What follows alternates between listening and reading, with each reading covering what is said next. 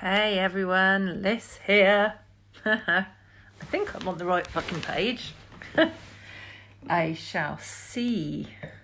I didn't announce this. I did say something the other day about the fact I was going to come on and do this because of the fact that I basically have been observing, witnessing all the mass panic about the coronavirus, which is everywhere at the moment. And I've been having conversations with clients about how ridiculous the fear is. And I've been having conversations with people online, the Proggy Fun Goodness group. Hey, Andrew, how you doing? And yeah, I made the decision the other day that I'm just so bloody fed up of watching people getting their knickers in a right fucking twist about this thing that I thought I would come online and talk about all sorts of stuff. I'm just going to kind of ad-lib because that's what I like doing. And I will be dropping in some work to clear up some particular fear-related subjects, namely fear of disease, fear of loss, and fear of death. Okay, using energy work, because that's what I do. Now, I wanted to talk a little bit, before I get into that, about why fear is such a bad thing, and in actual fact the worst thing that you can do in the case of this so-called global pandemic that everyone's fucking frying their eyeballs about at the moment is actually go into a fear state about it. Did you know that fear, the state of fear, a sustained state of fear literally damages your immune system, so it makes you more susceptible to actually ending up catching whatever the fuck it is that's going around, whether it be flu or a cold or anything else, basically. If you're in a prolonged state of panic about stuff, you will essentially break down your immune function. The reason being is that your body produces a large amount of cortisol and adrenaline when you're in a heightened fear state. Basically what happens is you go into fight or flight mode. This fires up your amygdala, which is like round the back of your head around here, okay? And that then signals your hypothalamus to up your cortisol levels and adrenaline levels to deal with perceived threat. Now, there's not actually any threat there. Basically what happens when your cortisol and your adrenaline levels go up, like the whole point of them is to actually put you into a state where you've got super strength so that you can run away from a predator, say a saber-toothed tiger or a polar bear or something along those lines. But you're not dealing with a polar bear or a saber-toothed tiger. You're actually dealing with dysfunctional news reports about something that kills less people than starvation does on a daily basis, and that basically only people really over the age of 80 have died from. But your brain doesn't know what's going on with this. Your brain just goes, ooh, fear. And then your body goes, ooh, fear. And then basically this cortisol and this adrenaline, as it keeps being pumped around, actually damages your immune system. So then you become more susceptible to whatever heebie-jeebies are going around. Do you see? Do you see why it's just not productive? Now, the thing about fear is it operates on all sorts of different levels. So you can try and get a hold on like the conscious level of it, which is like 5% of your cognitive function, basically. But then you've got another 95% of you that can be storing basically trauma from all sorts of things that then gets activated as well in the background. You can quite often not feel this other fear going on, but it is, if you have a problem basically in your life generally with negative thinking and you're constantly trying to overcome it with happy thoughts, okay, it's what you're doing when you do this is you're not actually acknowledging the fact that those negative thoughts are actually coming from a deeper level. They're being caused by something. When you deal with the unconscious and subconscious roots of whatever's actually floating to the surface in the form of negative thoughts that you recognize consciously, that negative thinking actually stops. You naturally go into a more positive, productive, happy, inspired, motivated, etc. frame of mind, which means that you can then go about your day and do stuff without feeling like you're under attack and that the sky's falling. Do you see what I'm saying? Basically, fear's a shit house. You can try and take hold of it consciously, but it's better if you tackle all levels with it, because when you tackle all levels with it properly, you end up not having to deal with trying to like force yourself with the mindset stuff into thinking a certain way. Mindset really, to me, I always think is like the very last stage of doing anything when I'm working with clients or whatever, basically. So yeah, fear, not good. It's there for a reason though. It's usually triggered by all sorts of things, but in actual fact, if you can deal with the root causes of it, you can get to a point where you're really fucking blasé about stuff that people are running around screaming and throwing their hands in the air about. And when you've got that state of inner peace about stuff, and you're not kind of being enervated by what I like to call fear porn, you are in a state of mastery of yourself, of your energy, of your life, okay, which makes it easier to create, so on and so forth. You know, I'd say like the great part of my work basically is concerned with this. It's actually dealing with all of the underlying reasons why you get your knickers in a twist about stuff, basically, and can't create the things that you want to create. Now, it could be said that you can just change your mind about things, but I will also say, I'll add this in right now, if there is something that you really want in your life and it's just not fucking happening for you, no matter how much you try to manifest it, okay, it's not because that thing's not for you. It's not happening because there's an underlying reason that you can't see and that you're not addressing why that thing is eluding you, okay? And you can turn that around by doing the right work. Now, it does sometimes mean that you need to work with someone who's a blind spot spotter who can actually pick up on what's going on underneath the surface with you that you're not able to get to by yourself because you're not basically being aware enough of your own consciousness, if that makes any sense. It's quite easy, really, to from the point of view of when you're working with someone, basically, I know with me, what I do a lot of the time, not only can I look at my psychic impressions of what's going on underneath the surface with stuff, but you can actually, if you really listen to what someone's saying, you can pick up on what they're telling you that they're not even aware of themselves. This is the thing. It's actually, there's a two-part kind of process to this. People are always trying to tell themselves what's going on underneath the surface, whether they realise it or not.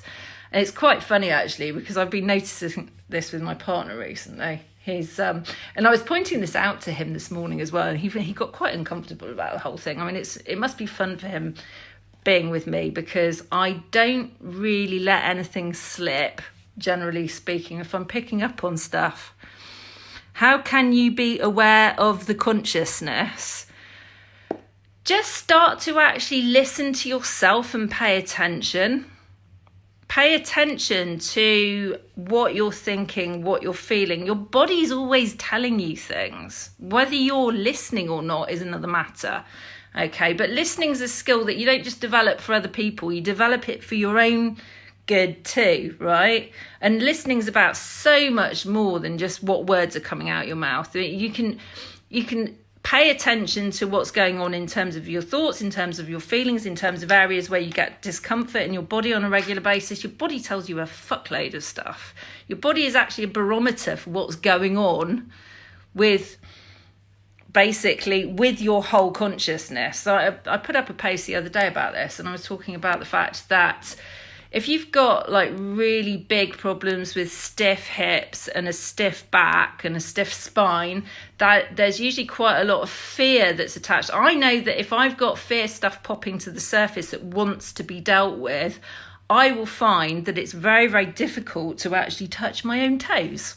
And I know when I've dealt with stuff properly, because I'll go from being like, sacral problems or whatever. Actually, if you do the right work, you can literally shift stuff to the degree where without going to an osteopath or a chiropractor or anything else, you can go from being like so stiff you can barely fucking reach your own knees to actually being able to like put your hands on the floor when you bend forwards.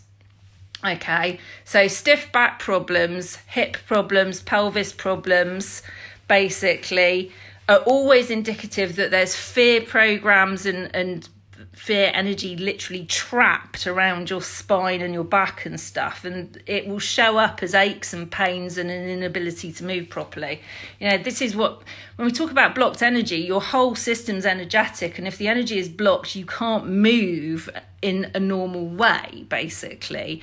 And at the point where you start to be able to move more easily, you're starting to free stuff up. I mean, this is why you can take the approach of looking at it from a psychoanalytical point of view, or you can alternatively actually just spend your time, this is why yoga is so popular, spend your time actually moving your body and noticing where it doesn't want to give and what's going on behind that, and what thoughts pop up when you actually move in certain ways, and like what are the thoughts, what are the feelings that are popping up when you move in certain ways, where it's painful, where it feels tender.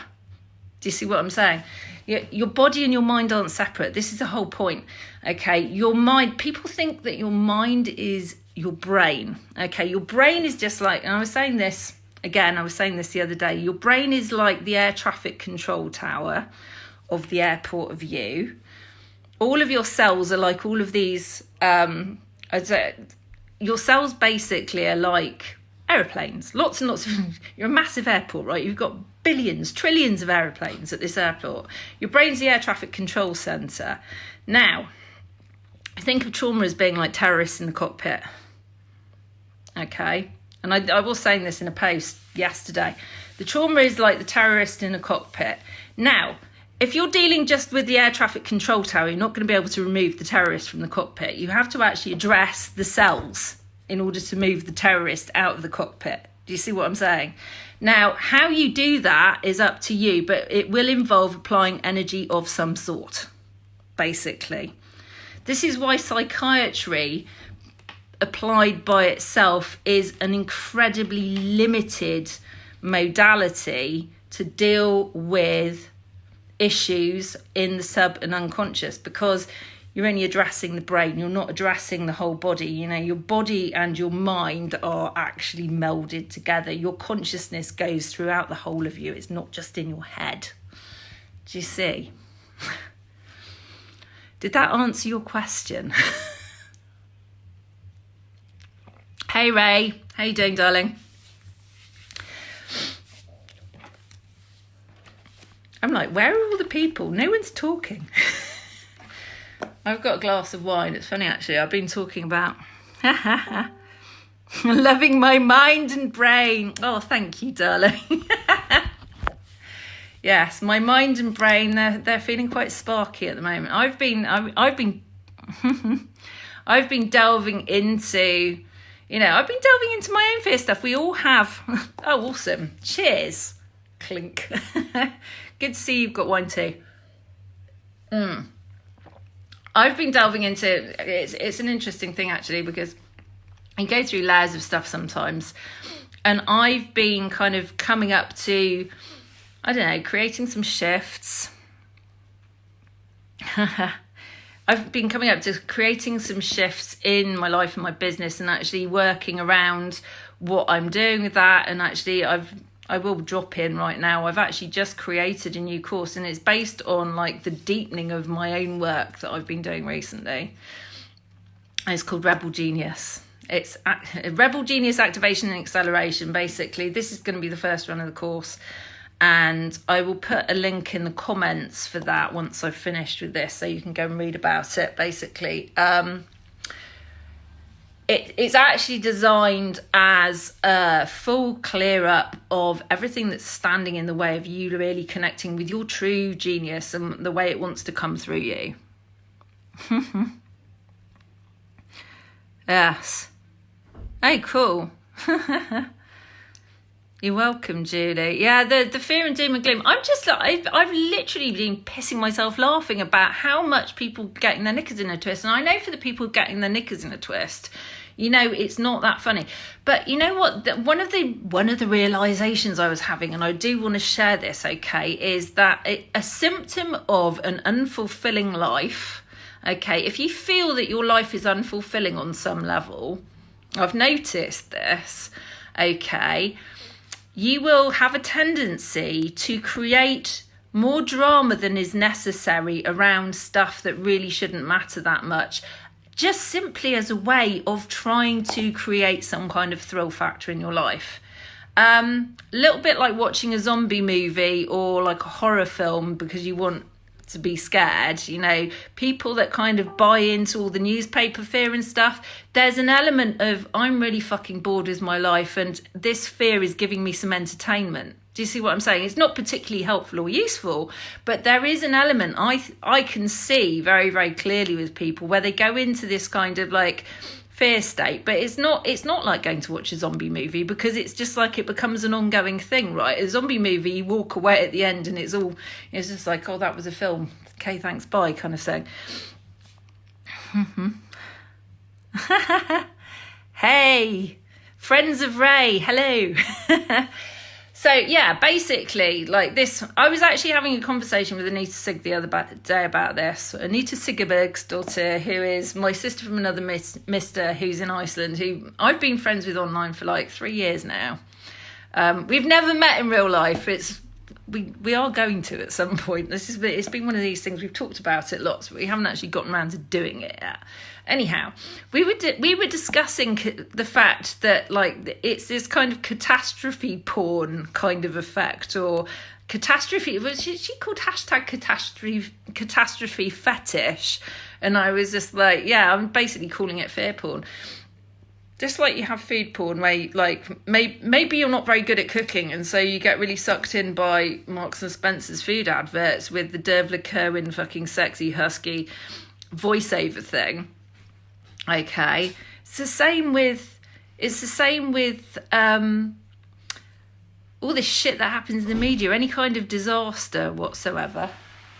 Oh, blimey, you're back early. That's Al, my partner.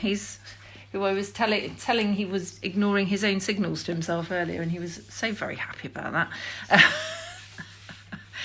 But yeah, the catastrophe porn effect, basically, or fear porn, it's like, if you haven't got enough excitement in your life, you're going to, like, at soul level, you're going to be a little bit bored, maybe a lot bored, and you'll be looking for reasons to get enervated about stuff. So it's always a sign that, like, something in your life wants to be spiced up a bit. If you're feeling yourself like falling into like all of these kinds of potholes of fear that you get presented with by the media, to me, that's a sign that there's a whole load of stuff that wants to come through you to do with whatever it might be, more travel, more adventure, I don't know, building an empire, fucking having some great creative, like impactful legacy creating thing that you do, right, that you're not doing.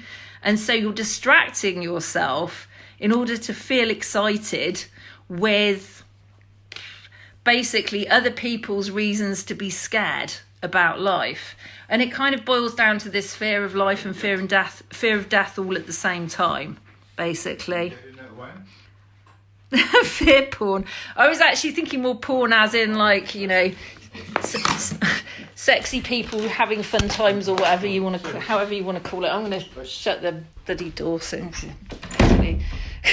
Partner having loud phone calls, me having loud live stream. Cancel each other out, just like, I don't know, something. Not sure what. I do apologise for shaky hand camera as well. I was kind of looking at ring lights the other day. And I have to get around to getting one at some point. But yeah, as it is, you get like a close-up of my face. Yeah, it's funny actually, I'm quite sort of excited because of the fact that I've been kind of getting through my own fear stuff. Like I will admit right now, I've had issues with some of the things that that have wanted to be expressed through me, my own abilities, if that makes any sense, like my oracular abilities. big long stories behind why I've had these kind of things that I've been dealing with recently. A lot to do with experiences when I was younger, where it caused a load of shit basically when I was when I was using my mediumship abilities when I was very, very little. And the fact that there was quite a lot of stuff I had to clear up around that. But in actual fact, I have also launched, literally, and I put something up on my business page yesterday, but other than that I haven't mentioned it anywhere. I've just launched diagnostic oracle readings. Not a very exciting name, I know. I'm probably going to come up with something a bit more fucking snazzy as soon as I can think of something. I've been preoccupied with other stuff. I'm working with a client at the moment. There's stuff going on with Origin Presents. I'm kind of, lots and lots of things. I've been doing a lot of clearing work on myself in terms of like really diving very, very deep into my unconscious, actually. Diving into my own unconscious to clear up all sorts of shit. And what I wanted to add into this as well is actually understanding, and this is an interesting thing, that post I put up yesterday about hypnosis and hypnosis-based techniques not necessarily being that helpful, and actually the reason why I don't use anything hypnosis-based anymore, even though I trained as a hypnotherapist and psychotherapist. Okay, now I have had the understanding as I've been like delving through, kind of peeling back all sorts of stuff, that there was some specific hypnosis-based stuff that I did that actually was causing issues for me because of the fact that it didn't dissolve the trauma in my cells, because hypnosis can't, okay? And what it was doing was it had kind of segmented off trauma through brain training, so that I was creating, I'm going to say my neural pathways were diverting around it, which was meaning that the things I was wanting to create were actually being blocked in the way I wanted to create them, because of these neural pathways literally kind of going, oh no, you can't do it that way, because that would bring up that trauma which has been boxed off. Do you see what I'm saying? And when the trauma is boxed off like that, even though you're not aware of it, what is going on underneath is the frequency of that trauma is still active within you, even though you can't feel it. It's, hey Anna, it's kind of interesting the way this shit works. And as I've been literally dissolving all of the mind control that I'd placed in myself, basically all of the stuff that was underneath that, these neat little lids I'd put on everything, was coming out, and then me having to actually excavate it. Okay, so I'm going to hand on heart say right now, I really truly believe, now people will disagree with me. I don't really care whether they disagree with me or agree with me. Like I'm speaking from my own experience here. Hypnosis used as a first fucking solution to deal with blockages and energy blockages is not useful. Okay. We are our own worst enemies. We can be, definitely. It can be useful for, I'm trying to work out if there's any instances I would use it, and no, because when I work with the brain now, I work directly with energy too, and there's just no need for it. I don't have any use for hypnosis. The problem with hypnosis is what you're doing is you're laying patterns on top of old patterns. You're not clearing the old patterns. What you're doing is it's like having a house that's got really shit wallpaper, right? And you move in and you hate the fucking wallpaper, but you decide you can't be bothered to take the old wallpaper off before you're going to paint over it. Now, unknown to you, underneath the shit wallpaper, there's plaster problems, okay, that the wallpaper was covering. But you don't even understand that, because you've decided you're not going to take the wallpaper off. You're just going to give it base coat and a load of coats of paint, and then someone moves in after that, or maybe like a few years down the line, you decide to put more wallpaper over the top of that, and then you suddenly find out that you've got rising damp problems and everything starts peeling off the wall and everything starts falling apart. And next thing you know, you're basically told you've got like, I don't know, some kind of brick cancer in your house, and you're there going, huh? Do you know what I mean? Why is it not working? I bought this house and it all seemed perfectly functional. Bit of a shit analogy, but you get what I'm saying here, basically. Anyhow, having shared all of that, John was thinking about hypnosis to stop smoking. I would highly recommend. The thing is with the smoking stuff, like my preferred route for something like that would be to look at the reasons why he started smoking in the first place and actually and deal with the energetic causes of the smoking rather than just doing hypnosis for it. Yeah, I will also say as well, when I was doing hypnotherapy, I utilised it with Al, and it worked temporarily, even though he didn't actually want to give up smoking at the time. He was just basically agreeing to be my guinea pig, and he cut right down. In fact, he stopped completely for a few days without having wanted to stop smoking in the first place. And then when he did start smoking again, it was really not very much for a while, and then it built back up again.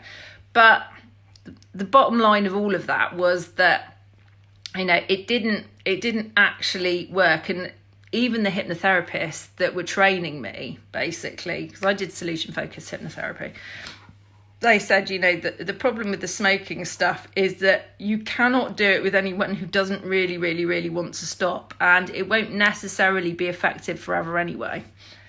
And I've had people come up to me before and say, you know, this is when I was still doing hypnotherapy. They'd be like, oh, I'd like to send my partner to you. And I was just like, well, if they're not volunteering themselves, it's going to be no fucking good. It won't work, basically. Just doesn't, like, it's not effective. You have to want to give up in the first place. But I would always address the energetic shit underneath. Now, most people would cite that they start smoking because they're looking for a coping mechanism for stress. Now, there's a whole bunch of stuff around stress that can be dealt with, basically. I might actually, what I was going to say to you, Ray, is if John is seriously thinking about hypnosis to stop smoking, if I create, because I've been sort of looking at different subjects to do audios on for my shop. If I create a stopping smoking, I did do one before, but I took it off sale, and I think like anything I do now is going to be way more powerful. If I create a stopping smoking audio, basically, that will have energy work in it, because all of my audios do, I'll send it to you and you can give it to him, and he can basically guinea pig it and give it a review if you like. If he fancies it, ask him. Fucking hell, I've gone all blotchy. Must be the wine. I always think with Facebook when I'm doing live streams that there's awesome. Yeah, cool. Yeah, it's been on my list. You know what's funny, actually? A client of mine from about a year and a half ago was saying to me recently that, in fact, it was last year sometime, was like, Liz, have you still got your stop smoking thing up? Because I want to get it for my mum. And I was just like, no, I haven't. But I'm gonna create another one. Hey, Corinne. Cool. And for the rest of you, I'm only offering that to Ray because her and her partner John are actually personal friends of mine. I don't give out freebies to people as a general rule, but when I've created a new product, it's quite I quite like to test stuff out with people just to see kind of if there's any tweaks I need to make sometimes. Yeah, the smoking stuff, I'd want to make damn sure that it was pulling out everything that it needed to, if that makes any sense.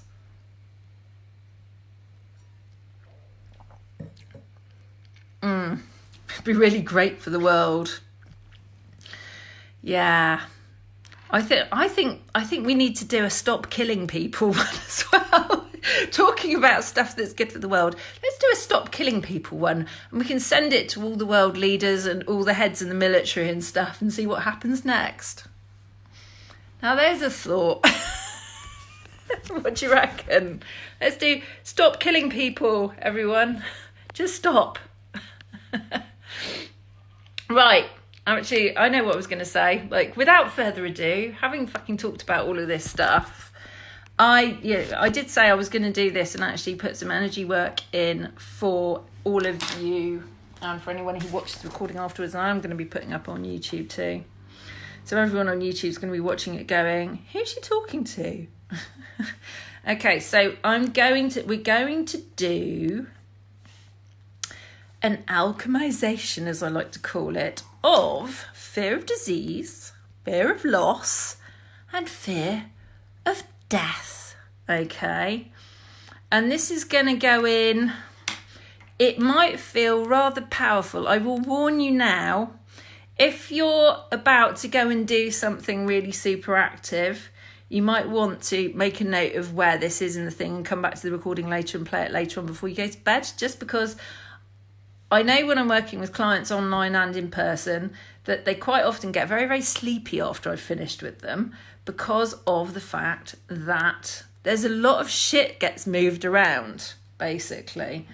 And you'll feel stuff moving. With the fear stuff, whenever I do anything with fear stuff with people, there's usually a lot of energy gets moved. So, and there's all sorts of fears, but we're concentrating on fear of disease, fear of loss, and fear of death for now basically, because it's topical. It's relevant to what the fuck is going on in the world.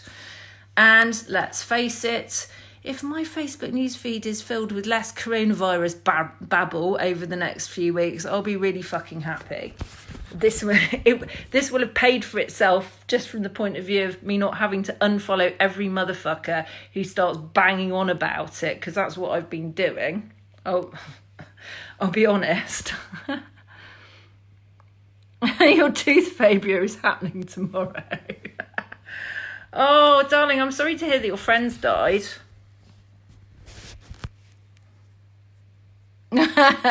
Yeah, Corinna. You don't want to get sleepy. Just make a note of where it is. I might put a little thing in here so that people know if I can scan through it. I have no idea how long I've been talking for. The best live streams are always the ones where I've got no idea how long I've been banging on at everyone for.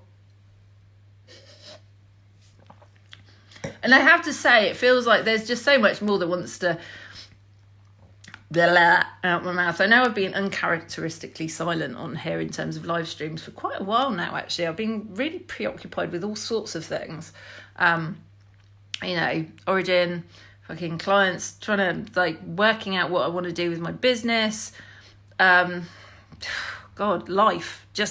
generally. Lots of, it feels like the back end of last year and the beginning of this year has been, largely focused on the music end of things.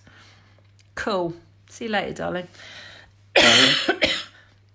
And now I'm in a position where I'm kind of actually feeling really clear about how I'm moving forwards. For a bit there, I was sort of getting a little bit, I will admit, I was getting a little bit confused because everything was very Origin Presents orientated for a while. And I'm feeling at the moment like I'm basically refocusing, as it were, on dynamic intention because that needed to happen. Hey Suzanne, how you doing, darling?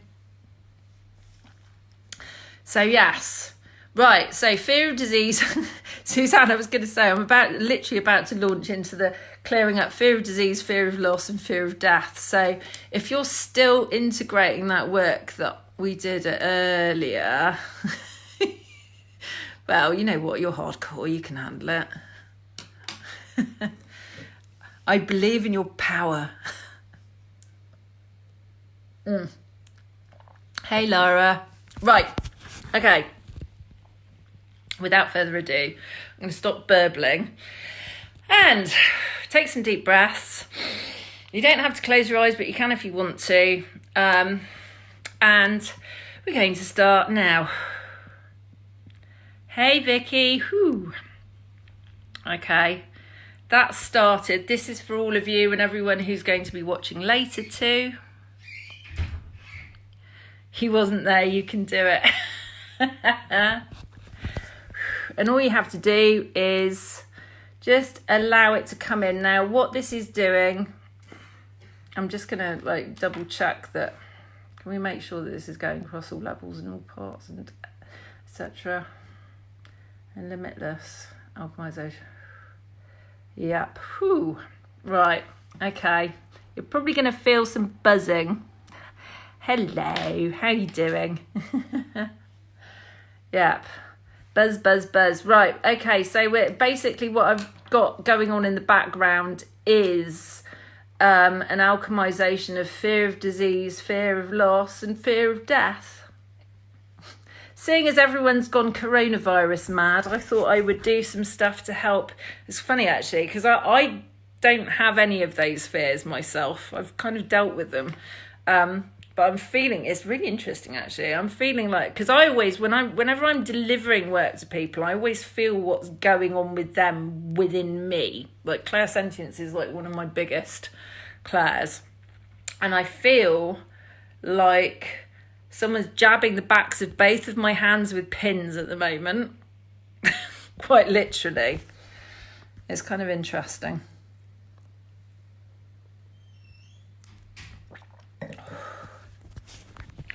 Ooh, and that's moving down to the sacral and solar plexus areas as well. I can feel that.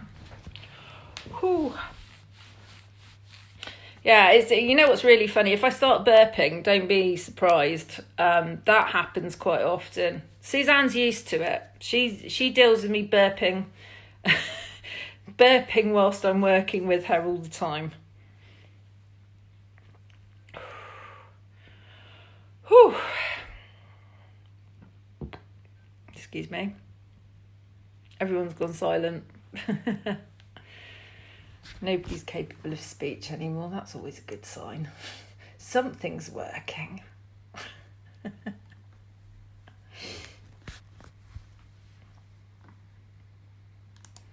That's quite funny as well. I've been having a conversation with Ian French about coronavirus. It's so funny because he literally said to me what I just said in a WhatsApp conversation like 2 minutes earlier. What I was going to say as well is if any of you are on antidepressants, you're probably not going to feel it in your body so much because antidepressants tend to have a fairly numbing effect on people.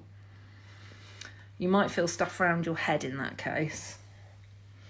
I've noticed this when working with clients who've been on antidepressants that like it definitely, antidepressants numb, they seem to numb your kind of emotional responses in your body. It's kind of interesting. I know my dad was on antidepressants years ago. John just friend requested me. Cool. Yay. I got more friends. Hey, Lawrence. Oh, donut boys, I'm going to call you. That was so sweet what you did for Chino the other day, taking her donuts. I was reading that donut post going, I want donuts now, fuck's sake. It's quite funny. Why don't I have someone bringing me donuts, God damn it?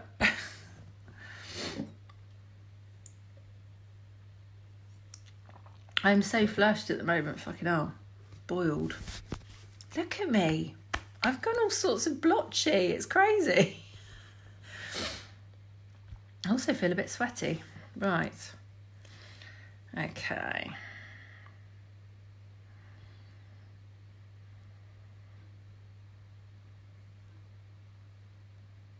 I was going to say what you might find as well is even after I've finished this, you can't do it for everyone. Can you not deliver to Hove? It's not far from Bristol. It's only 3.5 hours. There's a thought. Like, special donuts on wheels.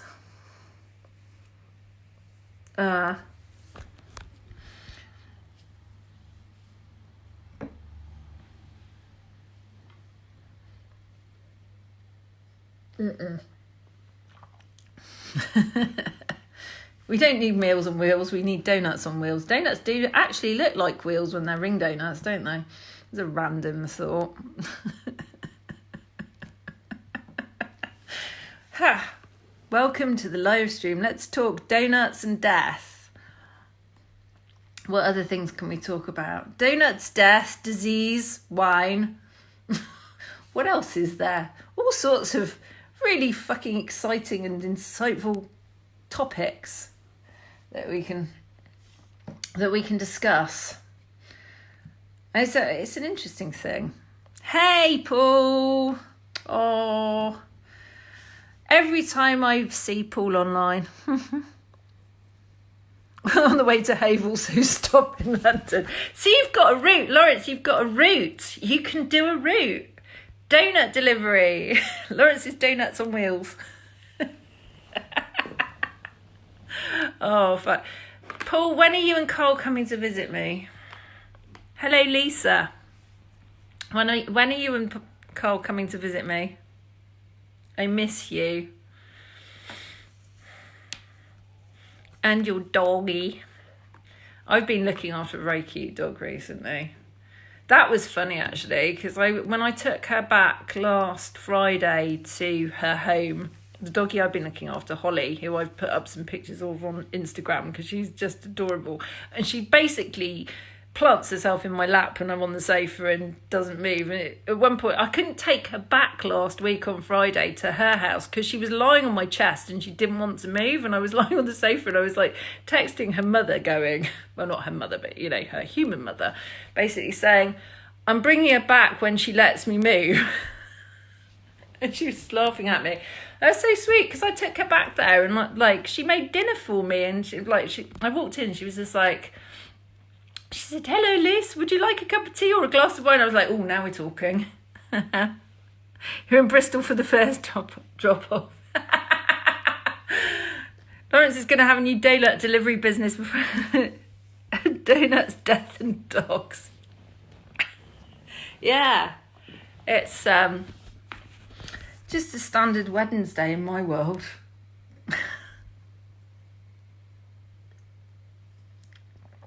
Oh, what was I going to say as well? Oh, yeah, I had some other insights too. Okay, so I had a dream about zombies last night.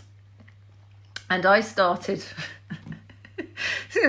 Let's go off at a fucking tangent here. Right, okay. I had a dream about zombies last night. And I'd just pulled out a whole load of this mind control stuff that I had placed in myself a few years ago. Duh. Like, what are the odds? And then I had these dreams about zombies. And I had this realisation, okay, that the symbolism of zombies is basically, okay, so zombies eat brains, right? Don't they? In all the zombie films, zombies eat brains. And everybody is obsessed with zombie stuff at the moment. Walking Dead, like, Al's been watching this zombie thing that's got this blonde girl in it, and the zombies aren't like brains. They're more kind of Walking Dead. They're more like kind of True Blood type, vampire type, you know, look normal, apart from they're all blonde. Does this mean I'm a zombie? Shit. Apart from they're all blonde. And they just happen to eat brains. They've got this zombie virus that means that they eat brains. And there's this whole kind of detective thing. I don't know. He's been watching it. He's watched like 5 seasons in the space of about 2 weeks because he always has his iPad just on in the background. I don't really get how he fucking can deal with watching back-to-back stuff like that when he's doing other stuff. I can't stand it. I do like watching things, but I don't like to kind of have stuff on. I don't need a screen doing shit at me all the time. Anyhow, that's his choice. Whatever the fuck he wants to do, it's fine. The zombie thing. Okay, so I had this understanding that like dropped in. It was like this obsession with zombies, basically, it's about the fact that actually as a society, we're all mind controlled and wandering around like fucking zombies. And this is why we're so obsessed with watching stuff with zombies in, because we're trying to give ourselves a message that we're basically large echelons of society are actually fucking zombies at the moment, and everyone needs to just stop being so zombie-like and stop being so mind-controlled and actually break out the fucking box they're in, and start using their brains rather than eating them or something. That was the sort of general theme. I was telling him about it this morning, and he was looking at me like, okay. What was funny though is I shared this with Suzanne, and she was just like, that totally fucking makes sense. That's absolute fucking truth. And now I was looking at me like, you're calling me a zombie like this.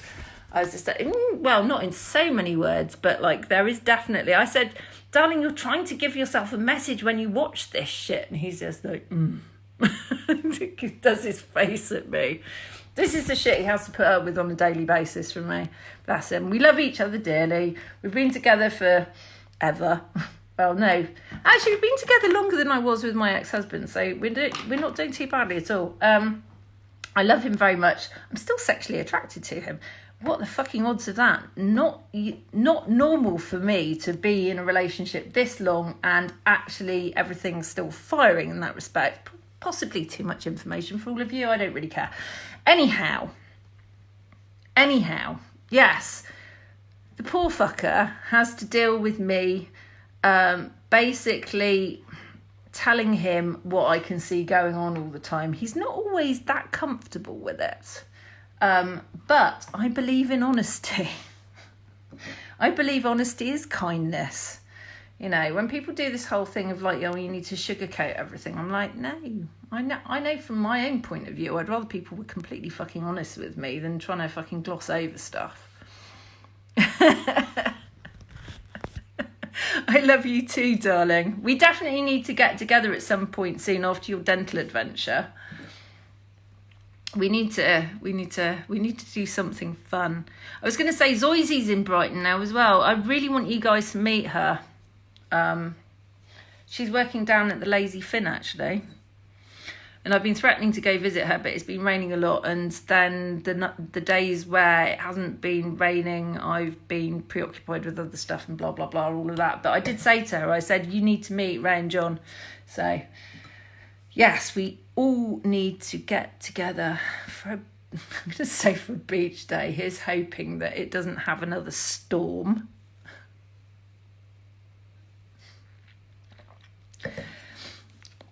We could eat sandwiches on the beach and get mobbed by seagulls.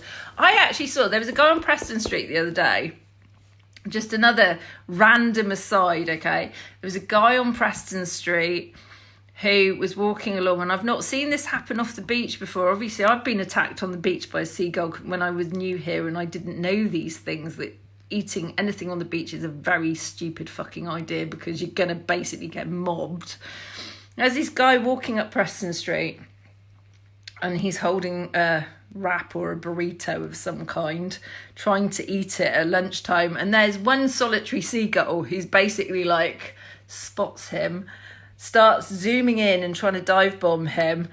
Like, don't know whether he managed to get a chunk of it or not. He swept in for like one attack session, and then he comes back and tries to do it again, and the guy's waving his hands and stuff. And I was thinking, he's brave. Like, when that happened to me, I had seagull like take a chunk of my sandwich on the beach, and then basically I was there going, holy shit. And then I basically heard all these seagulls, and there were like loads of them. There was a swarm almost. I don't know what the collective flock, that was it. There was a flock of seagulls, and they were all heading to dive bomb me. So I literally took my sandwich and I was like, held it as far as I could out of my way, so that I wouldn't end up losing my eyes.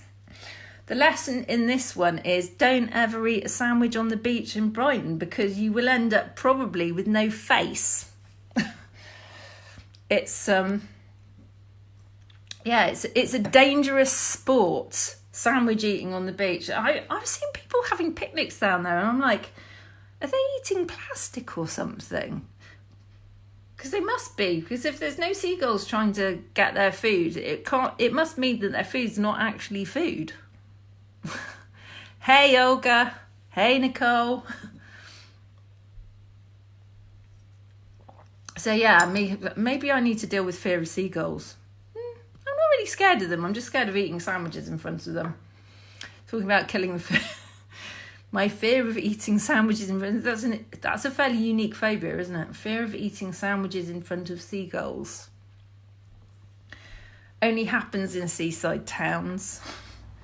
You used to see seagulls being a little bit cheeky in Bristol, but nothing like what you see here. Hello. I was going to say, if you guys go back when the replay's up, there is some work to sort out fear. Hey Gaz, how are you? Oh, you've missed the bulk of what I've been talking about. I've been talking about all sorts of things. We sorted out Lawrence Knuckles, who may or may not still be here. We've given him a donut delivery round. Is Vicky still here? Vicky, you still here? I don't know who's here. I know that there's apparently, according to this, 4 people watching. Fuck knows. Basically, so Lawrence is going to do a donut delivery round, whether he likes it or not, starting in Bristol, then coming to Brighton, and then going to London, or the other way around, whichever works out the quickest for him. Basically, this is a problem when people you're friends with on Facebook give other friends of yours who make effusive posts about it boxes of donuts. It tends to set up some kind of special interest. I'm like, donuts. Where's mine?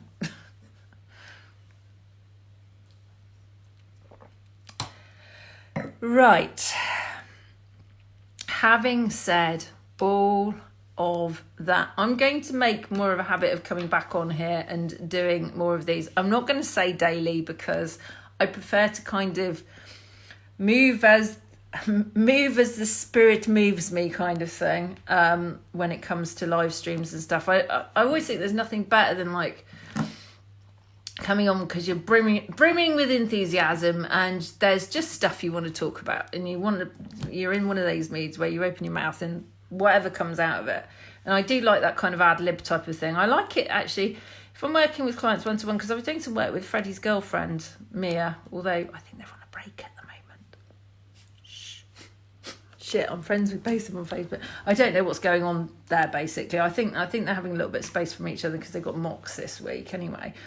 And I was doing some work with her, and the energy work was going on in the background, and I was just like, she said, "What do we do?" And I said, "You just open your mouth, and whatever wants to come out of it comes out." And I listen, basically. And I like taking that approach with people because, in actual fact, when people actually just allow, stream of consciousness or whatever, you can actually go a long way with that rather than actually trying to structure stuff. If that makes any sense. If you allow your intuition to lead the way when it comes to talking to people, and I definitely find this with clients, it's like a lot more can be revealed than in a really formally structured session because of the fact that, but you need to, obviously, in order to have that kind of, to have that work, you need to have a good rapport with the person and to feel safe opening your mouth and letting the stuff come out, basically. I'm very, very good at opening my mouth and letting the stuff come out. It's one of the things I'm brilliant at. And actually, another person I know who's really good at this is Bex, who's just joined us. Hey, Bex!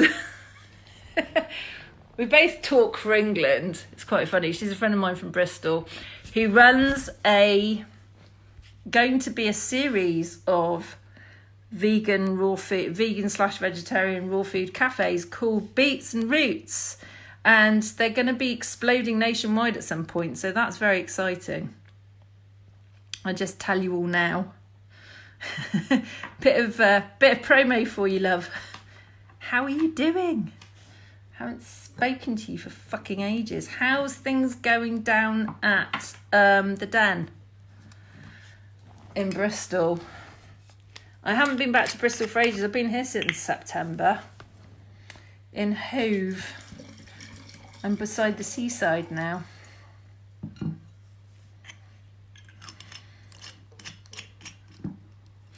I'm by the seaside doing my thing, basically. I love that. I'm watching people coming on and I'm talking to them, and then I'm like, can they hear me? Can you hear me? What's going on? Right. Anyhow, just poured myself another glass of wine. I think I need to go and actually finish off dinner because I started cooking at like 12:30, lunchtime, slow cooking some stuff. And there's some polenta that needs to go with what I've cooked. So I'm going to go and deal with that. And I'm going to send you all lots and lots of love. And I'm going to stick some links in the comments after this. So those of you watching the replay... Oh, you're going to Bristol on the 14th of March? Awesome. You need to go see Bax in the Den. Down, it's on, what the fuck is the name of the street? Princes Street. Just behind the Arnolfini. Ooh, if I want a lift. I might come with you, actually.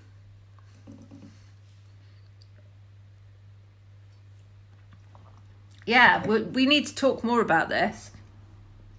Anyhow, darlings multiple, I'm going to go now. For those of you who watch the replay of this that I'm going to be uploading to YouTube, I apologise for the fact that I'm talking to lots of invisible people whose comments you can't see, but, you know, that's just the way that life is. There are links in the comments for people on Facebook, or there will be. There are going to be links in the drop-down Dubry What's It on YouTube for the courses I was talking about earlier and all that other stuff. So check them out, because working with me is a delight, as I'm sure that you can see. Because I'm kind of like this quite a large amount of the time. But I'm very good at getting specific and focused too. But yes, I do like to ad-lib a bit. Right. Mwah. Bye.